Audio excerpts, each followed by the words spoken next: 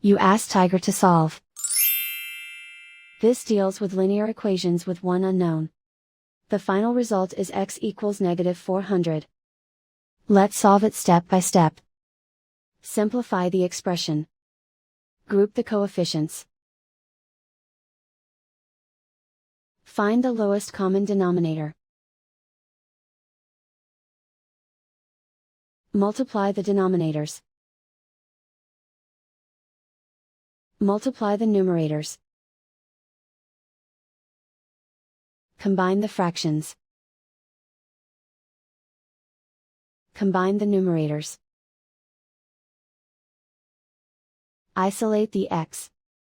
Multiply both sides by inverse fraction 10 over -1.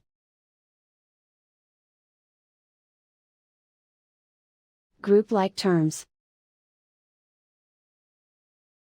Multiply the coefficients. Simplify the arithmetic.